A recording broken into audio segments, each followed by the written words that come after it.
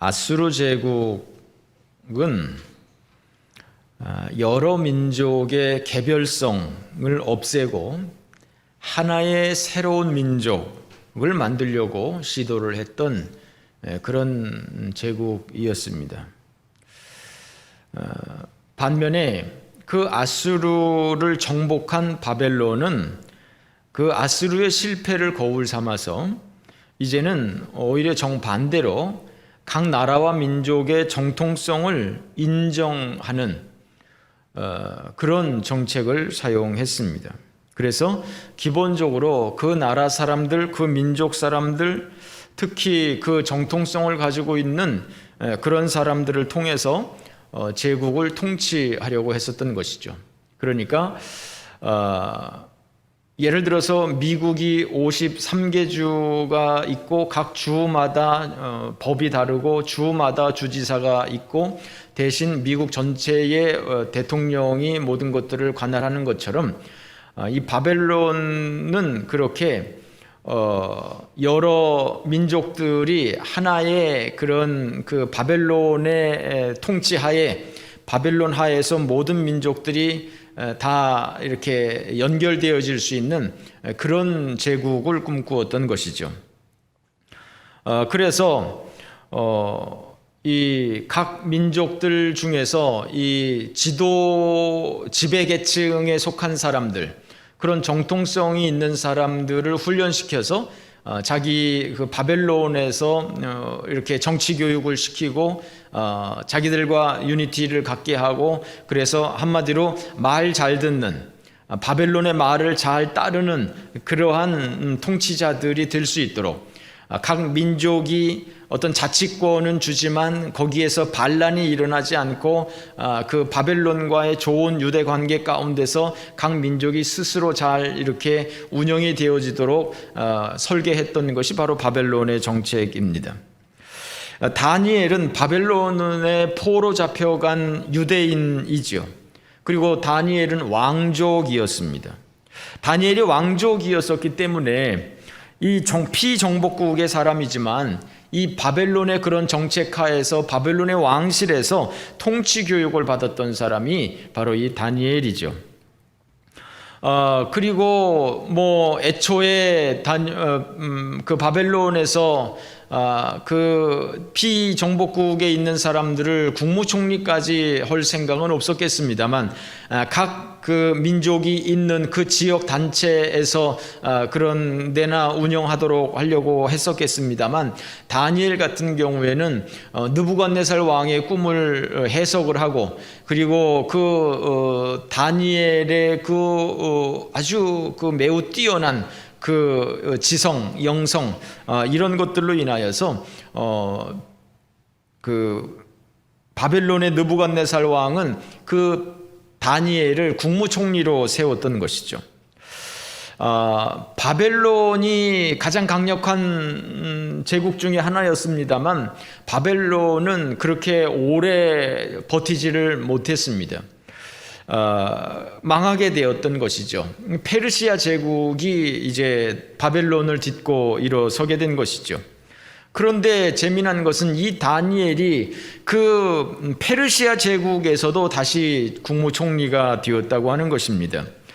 그때 다니엘의 나이가 이미 80이 넘었을 텐데도 불구하고 그 페르시아 제국에서 다니엘이 그렇게 왕의 총애를 입어서 국무총리로 세워짐을 얻을 수가 있었던 것이죠. 그러니까 다니엘은 정말 세계사에 유례 없이 두 제국에서 총리를 한 유일한 사람인 것이죠. 포로의 신분으로서 정말 오랜 세월 동안 바벨론에서 총리를 지냈고 또한 페르시아에서도 총리를 지냈던, 고령임에도 불구하고 그와 같은 시절을 보냈던 사람이 바로 다니엘입니다. 자, 우리 1절 말씀, 다니엘 6장 1절 말씀 우리 다 같이 한번 읽어보겠습니다. 시작.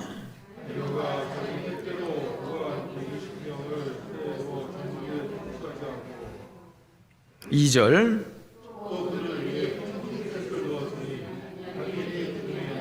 네, 페르시아 제국을 아시아에서부터 아프리카까지 120명의 도지사들을 통해서 전국을 관리했던 것이죠. 우리나라는 8도고요. 그리고 미국은 53개 주인데 미국이 얼마나 땅덩어리가 넓습니까? 그런데 이 페르시아 제국은 자그마치 120도가 되는 거예요. 어마어마한 그런 지역, 넓은 지역을 관할하고 있었던 것이죠. 그래서 총리를 자그마치 3명의 총리를 두었던 거예요. 그런데 그 3명의 총리들 가운데서도 이 다니엘은 아주 가장 유능한, 왕이 가장 총애하는 사람이 바로 이 다니엘이었었던 것이죠. 3절 말씀 다 같이 한번 읽어보실까요? 시작.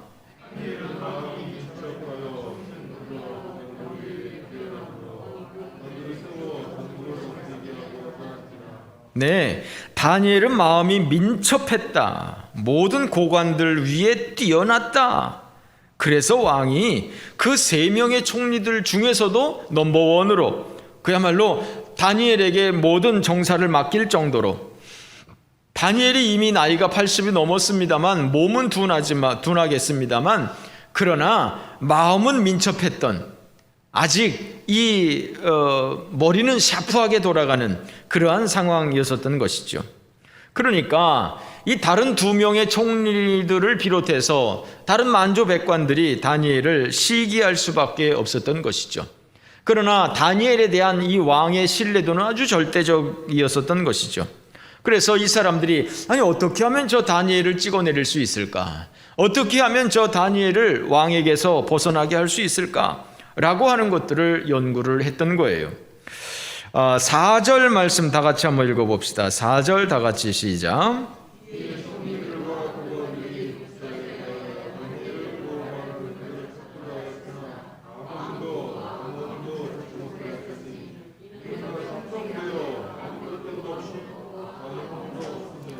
네, 다니엘을 고발할 근거를 찾았다.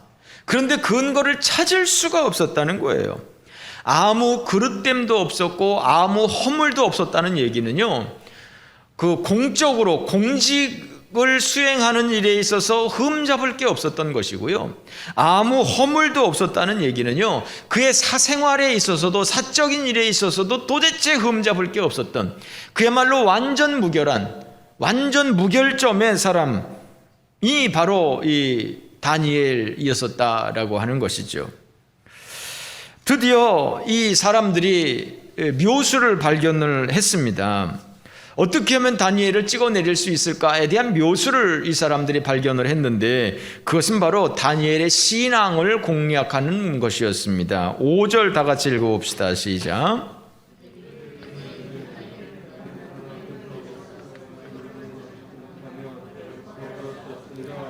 네, 이 사람들이 다니엘을 자세히 살펴보니까 이 사람은 유대인으로서 그 유대인들이 믿는 그 여호와 하나님을 잘 믿는, 정말 신실하게 믿는 그런 사람이었던 것이죠. 매일 하나님 앞에 기도하고 예배하는 그런 아주 신실한 사람이었었던 것이죠. 이 사람은 정말 이 사람들이 이렇게 분석을 하면서 이 다니엘은 정말 목에 칼이 들어와도 끝까지 믿음을 지킬 사람이다 라고 하는 이 신앙의 사람인 것을 이 사람들이 생각을 했던 거예요. 그러니까 어떻게 하면 다니엘을 잡을 수 있느냐, 이것도 안 되고 저것도 안 된다, 야 그러면 우리 이 신앙적인 측면을 한번 공격을 해보자 라고 하면서 이제 이 사람들이 모의를 하게 된 것입니다. 그 모의가 무엇이냐라고 하니까 6절 7절에 말씀하고 있습니다. 6절 7절 다 같이 시작.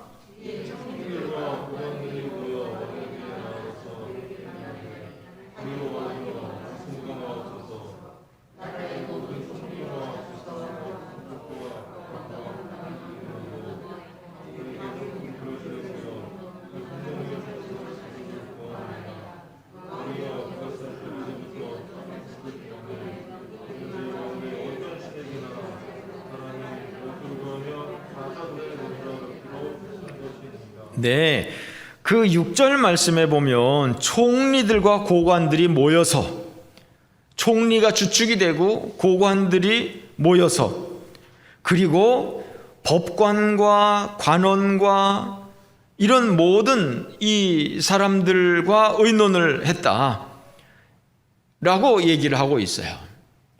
이 사람들이 다 이 일에 이렇게 동조하는 것이죠. 이 사람들이 연구해서 왕에게 제안한 것이 뭐냐? 다니엘을 잡기 위한 묘수로 이 사람들이 왕에게 제안한 것이 뭐냐? 앞으로 한 달간, 7절 말씀해 보니까 앞으로 한 달간 30일 동안 왕 외에 어떤 신에게도 어떤 사람에게도 무엇이든지 구하지 못하게 하자. 무엇이든지 구하지 못하게 하자. 기도하지 못하게 하자. 만약에 기도하는 사람이 있다면, 어떤 사람에게나 어떤 신에게나 기도하는 사람이 있다면 사자굴에 넣게 하자. 오직 왕에게만 기도하게 하자라고 이런 한 달간의 특별법을 이 사람들이 제정하자라고 한 거예요. 고대 국가에서는 왕을 신으로 혹은 신의 아들로 그렇게 생각하는 일들이 종종 있었습니다. 그런데 이 신하들이 스스로 왕을 하나님으로 섬기겠다고, 신으로 섬기겠다고 그렇게 얘기를 하는 것입니다. 그러니 왕이 어떤 사람이 싫어하겠습니까? 그래서 결국은 한 달 동안 어떤 신에게나 어떤 예배도 어떤 기도도 금지되는, 모든 종교 활동이 금지되는 특별법이 시행이 된 것이다 라고 하는 거예요. 다니엘은 이 법안이 처음에 의논되는 과정 때부터 알았을 것입니다. 그리고 그 특별법이 통과된 것도 당연히 알았습니다. 그러나 다니엘은 그 특별법이 통과되었음에도 불구하고 예전과 하던 대로 똑같이 했다는 거예요. 자, 오늘 본문 10절인데요. 다니엘이 이 조서의 왕의 도장이 찍힌 것을 알고도 자기 집에 돌아가서는 윗방에 올라가서, 다락방에 올라가서 예루살렘으로 향한 창문을 열고 전에 하던 대로 하루 3번씩 무릎을 꿇고 기도했다. 하나님 앞에 감사했다라고 말하고 있어요. 매일 아침, 점심, 저녁 3번 창문을 열고 큰 소리로 기도를 했던 것 같아요. 다니엘을 잡으려고 덫을 놓았던 이 사람들이 당연히 다니엘의 그 집 근처에서 당연히 감시를 하고 있었겠지요. 다니엘을 잡는 것은 어렵지 않았습니다. 다니엘은 기도하는 일을 중단하지 않았기 때문이죠. 비밀리에 하지도 않았기 때문이죠. 창문을 열고 큰 소리로 기도했기 때문인 것이죠. 다니엘은 자기의 정적들이 자기를 잡으려고 이런 특별법을 세운 것도 알고 있었을 것입니다. 명철한 사람이니까요. 다니엘은 지금도 저 창문 바깥에서 분명히 나를 감시하고는 있는 사람들이 있을 것이다 라고 하는 것들을 다니엘은 알고 있었을 것입니다. 그럼에도 불구하고 다니엘은 하던 대로 똑같이 했던 것이죠.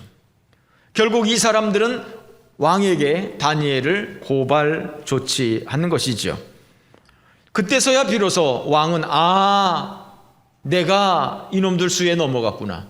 이놈들이 다니엘을 죽이려고 했었던 이 음모였었구나 라고 하는 것을 깨달았지만 이미 자기가 도장을 찍은 일이기 때문에 자기도 이것을 뒤집을 수가 없는 것이었습니다. 이런 상황 가운데서 다니엘은 비굴하게 그 의도를 알면서도 생명을 구걸하지 않았다는 거예요. 그냥 하던 대로 했다는 거예요. 그냥 여기까지인가 보다. 내가 이제 사자 밥으로 죽게 되는 거구나. 여기까지인가 보다 하고 그냥 죽기를 각오하고 그냥 하나님 앞에 예배를 드린 것이죠. 이 사람들이 나를 지금 노려보고 있다라고 하는 것을 알고 있음에도 불구하고, 짐작하고 있음에도 불구하고 비굴하게 그들 앞에서 창문을 닫고 기도를 하거나 혹은 이불을 쓰고 기도하거나 혹은 한 달 동안 숨 죽이고 있거나 그렇게 비굴하게 그런 모습을 보이지 않고 그저 당당하게 하나님을 예배했던 이 다니엘의 모습입니다. 우리는 여기에서 다니엘의 경건 생활을 생각할 수가 있는 거예요. 이 다니엘의 이야기를 모르는 분들이 몇 분이나 되겠습니까? 대부분들은 다 이 다니엘의 이야기를 다 알고 계시죠. 그러나 우리가 이 시점에 다시 한번 이 다니엘의 이런 이 예배자로서의 이 모습을 살펴보는 것이 의미 있는 일이다 생각이 되어집니다. 바벨론에서 다니엘이 신앙생활을 하는 것이 결코 쉬운 일은 아니었을 것입니다. 왕은 당연히 바벨론에서나 지금 여기서는 지금 이 페르시아 제국이시죠. 바벨론에서나 페르시아 제국에서나 어디에서나 그 왕은 지금 이스라엘의 여호와 하나님을 섬기는 것이 아니지 않습니까? 군대 다녀보신 분들은 아시겠습니다만 군대에서 이렇게 간부 생활을 하시는 분들은 대장이 누구냐에 따라서 그쪽으로 많이 갑니다. 왜냐하면 인사평가를 하기 때문에 교회 다니는 지휘관이 오면 그 부하들이 그 참모들이 대부분 교회를 따라갑니다. 왜냐하면 인사평가를 잘 받아야 되니까. 그런데 이 다니엘은 그 섬기는 왕들이 다 전혀 그 하나님과는 관계없는 이런 사람들이잖아요. 그러니까 신앙생활하는 것이 쉽지 않았을 것입니다. 뿐만 아니라 총리로서의 삶을 살아야 하기 때문에 이스라엘 백성들이 함께 모이는 그런 회당에 가기는 쉽지 않았을 것이라고 생각이 되어집니다. 이스라엘 백성들은 그 고국에 있을 때는 피해 제사를 드렸지만 바벨론의 포로 잡혀간 이후로는 이 사람들이 그렇게 그런 생활을 하지 못하고 회당이라고 하는 것을 세워서 그때부터는 오늘날 우리가 이렇게 예배드리는 것과 같은 그런 말씀 중심의 예배로 전환이 되었던 거거든요. 그래서 유대인의 마을마다 이런 회당을 만들어서 신앙생활을 했는데 다니엘은 아마 중앙정부에 있었기 때문에 이렇게 회당에서 같이 유대인들과 더불어서 예배드리는 것은 쉽지 않았을 거라고요. 왕의 종교도 다르지 또 유대인들과도 거리가 있지. 그럼에도 불구하고 다니엘은 그 예배를 지켰다고 하는 거예요. 자기 나름대로의 그 예배를 하루 3번씩 어디 공식적인 예배를 갈 수는 없고 하루 3번씩 아침, 점심, 저녁으로 하나님을 예배하면서 하나님을 찬송하면서 하나님 앞에 기도하면서 하나님을 예배하는 이것을 지키고 있었다라고 하는 것이죠. 어느 만큼 지켰느냐? 자기가 죽을 줄 알면서도 목숨 걸고 지켰다는 것이죠. 사자밥이 될 것을 생각하면서도 나는 여기까지구나라고 생각하면서도 끝까지 하나님 앞에 예배하는 것을 지켰다 이런 것이죠. 이것이 다니엘의 경건이라는 거예요. 이것이 다니엘의 영성인 거예요. 다니엘은 결코 그 자기를 잡으려고 하는 자기를 어려움에 빠뜨리려고 하는 그 사람들의 음모 가운데서 타협하지 않고 목숨을 구걸하지 않고 기꺼이 예배자로서 목숨 걸고 그 자리에 섰던 것이죠. 바울과 실라가 있습니다. 바울과 실라가 2차 선교 여행을 하면서 빌립보에서 복음을 전하다가 이 사람들이 감옥에 갇히게 되었습니다. 매를 많이 맞고 감옥에 갇히게 되었습니다. 이 사람들이 한밤중에 이제 매를 하도 많이 맞아가지고 실신해가지고 쓰러졌다가 한밤중에 간신히 잠이 깼습니다. 간신히 잠이 깨가지고 그 한밤중에 그 감옥 안에서 바울과 실라가 하나님을 찬송했습니다. 하나님을 예배했습니다.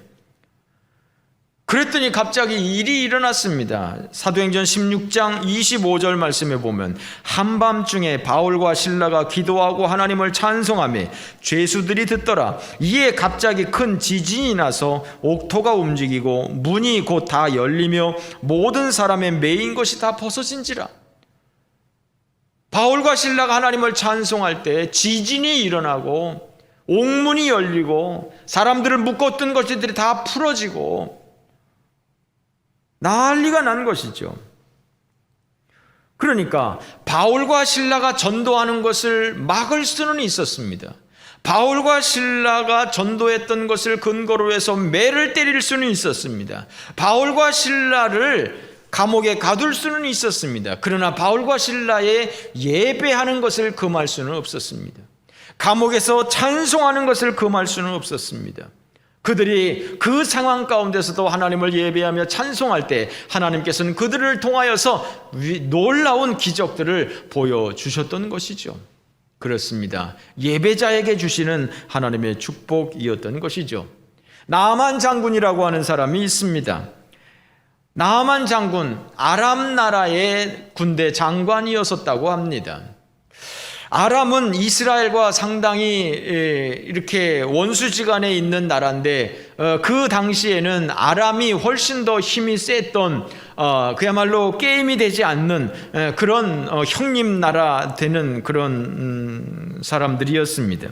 그런데 그 나아만 장군이 문둥병이 걸린 거예요. 그런데 이 엘리야 선지자가 많은 기적을 행한다는 이야기를 고국에서 듣고 이 나아만 장군이 엘리야에게 온 겁니다. 내 병을 고쳐달라라고 하는 것이죠.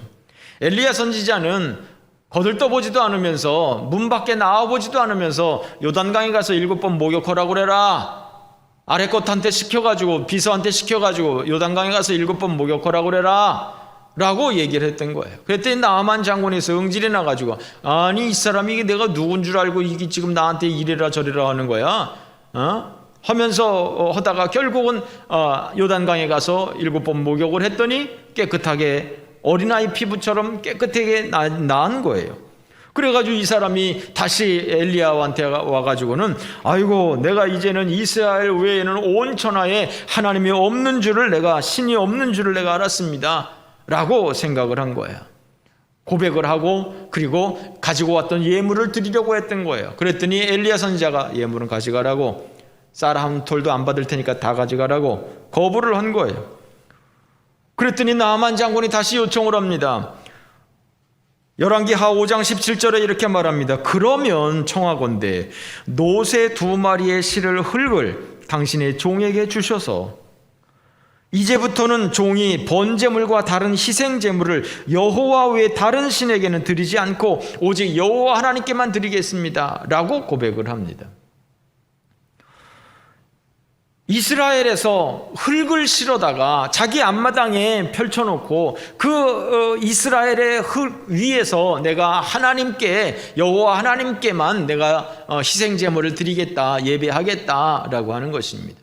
자기 주인은 림몬 신당에서 림몬 신을 섬깁니다. 내가 군대 장관이기 때문에 왕을 내가 부축하고 모시고 제가 림몬 신당에서 제사를 드려야 합니다. 그러나 내 마음만큼은 이제 그 림몬 신이 아니라 오직 여호와 하나님 앞에 내가 번제를 드리겠습니다 라고 고백한 거예요.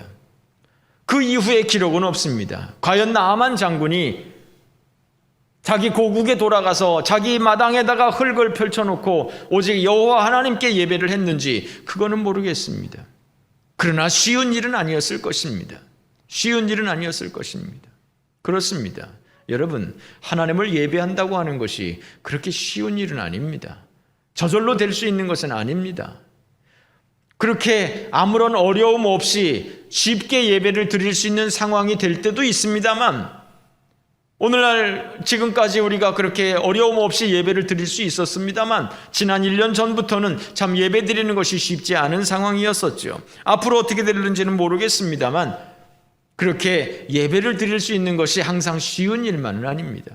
어려운 상황 가운데서도 바울과 실라는 정말 얻어 터지고 많은 매를 맞고 그 초죽음이 된 상황 가운데서도 실신했다가 일어나서도 하나님을 예배하는 이러한 모습.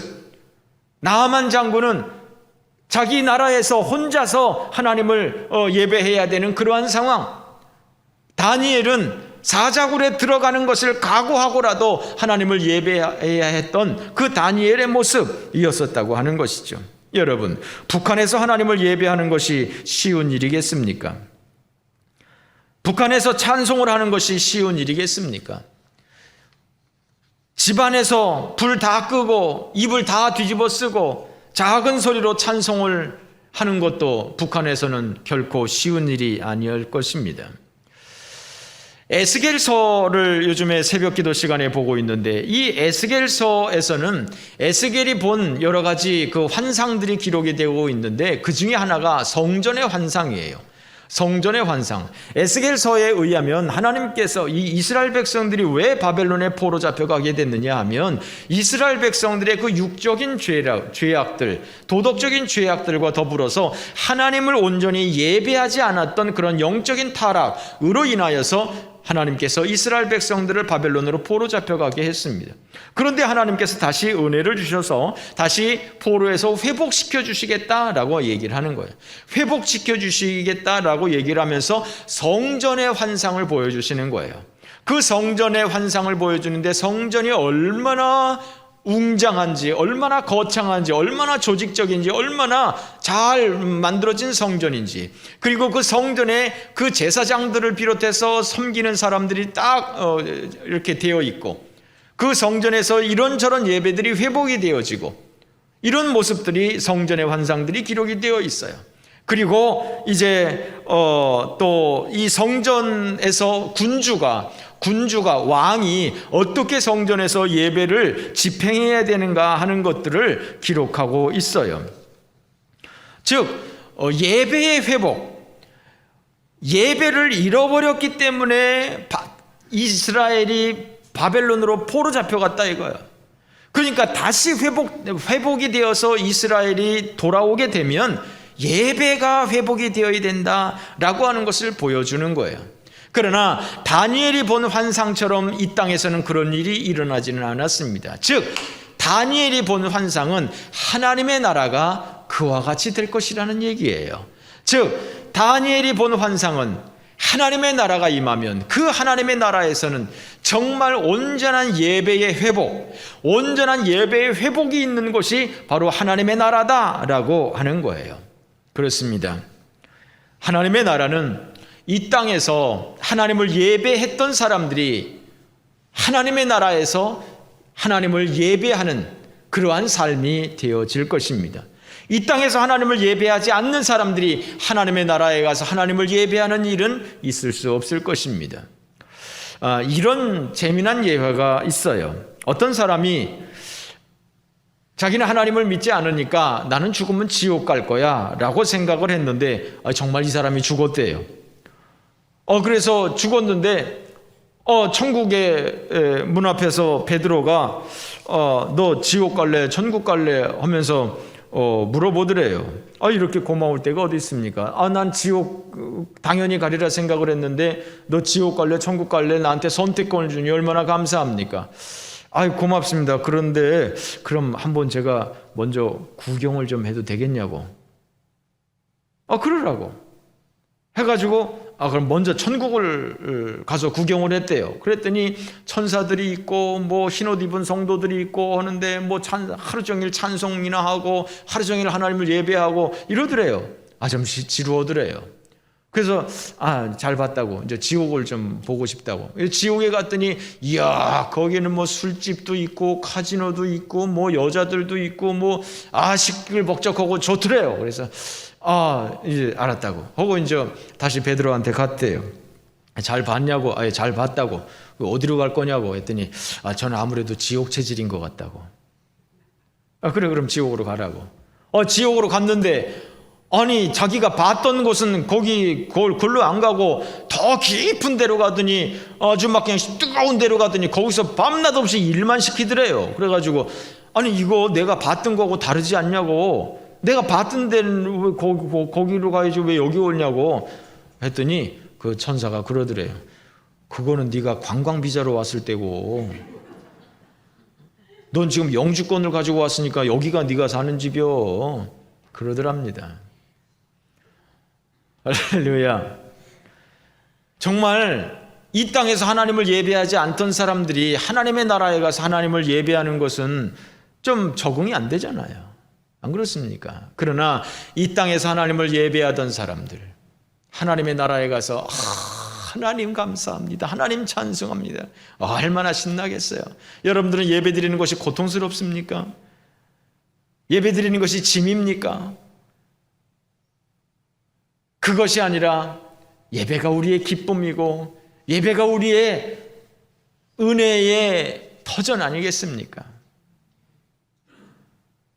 좋으니까 오지 누가 싫은데 누가 오겠습니까? 이렇게 예배를 사랑하는 사람들, 하나님을 사랑하는 사람들이 하나님의 나라에 가서 그곳에서 하나님을 예배하게 될 줄로 믿습니다. 여러분들은 하나님을 어떻게 예배하고 있습니까? 예배가 통제된 지 지난 1년, 여러분들은 어떻게 예배를 드리셨습니까? 영상 예배는 잘 드리고 계십니까? 영상 예배를 통해서 집중이 잘 되시던가요? 영적인 갈급함은 없으신가요? 예배를 드리지 않아도 전혀 아쉬움이 없다면 좀 이상한 거 아니겠습니까?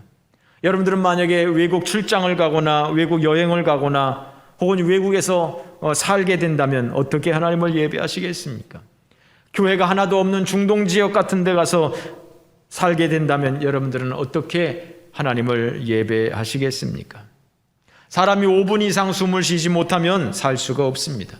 3분 이상 호흡을 하지 못하면 뇌의 기능이 정지가 될 가능성이 높습니다. 사람들이 하루 24시간 중에서 6시간에서 8시간 잠을 자지 않으면 정상적인 활동을 할 수가 없습니다. 밤낮 없이 일할 수 없는 일입니다. 일주일에 하루 정도는 쉬어야 되는 것입니다. 하나님이 그렇게 설계를 해 놓으셨기 때문입니다. 마찬가지로 일주일에 최소한 하루는 세상 일을 쉬면서 하나님을 예배해야 영적인 호흡을 유지할 수가 있는 것입니다. 공적인 예배를 참석하지 못한다면 다니엘처럼 개인적으로라도 예배를 철저하게 지켜야 하는 것입니다. 지금 시대는 얼마든지 개인 예배를 할 수 있는 상황입니다. 믿음이 없어서 못하지, 정성이 없어서 못하지 예배할 수 없는 상황은 없습니다. 우리에게는 성경도 있고 우리에게는 시간도 있고 우리에게는 텔레비도 있고 우리에게는 핸드폰도 있고 얼마든지 혼자서 예배할 수 있는 것이 가능한 시대입니다. 그럼에도 불구하고 우리가 예배를 위해서 얼만큼 노력하고 있느냐 하고 하는 것입니다. 그러므로 여러분, 정말 이러한 시기에 우리가 참 하나님을 어떻게 예배하고 있는지 우리의 모습들을 다시 한번 살펴보면서 내가 예배자로서 제대로 서 있는지, 정말 다니엘과 같이 그렇게 예배에 대한 사모함이, 예배에 대한 굳은 결단이 우리에게 있는지, 그저 드리면 드리고 말면 말고 상황되면 하고 아니면 말고 예배를 안 드려도 전혀 아쉬움도 없고 갈급함도 없고 그런 모습은 아닌지, 내가 정말 예수 믿는 사람인지, 내가 정말 예배하는 것이 나의 기쁨이고 나의 전부인 것인지 나의 삶을 돌아볼 수 있는, 나의 신앙을 점검할 수 있는 은혜의 시간들이 되어지시기를 주님의 이름으로 축원합니다. 잠언 8장 17절, 나를 사랑하는 자들이 나의 사랑을 입으며 나를 간절히 찾는 자가 나를 만날 것이다 말씀을 합니다. 출애굽기 20장 24절, 내가 내 이름을 기념하는 모든 곳에서 내게 임하여 복을 주겠다라고 말씀을 합니다. 하나님은 예배자를 사랑하시고 예배자에게 각종 귀한 선물을 주시는 하나님이신 줄 믿습니다. 그러므로 여러분, 예배자로서 온전히 세워질 수 있는 우리 모든 성도들이 되어질 수 있기를 주님의 이름으로 축원합니다.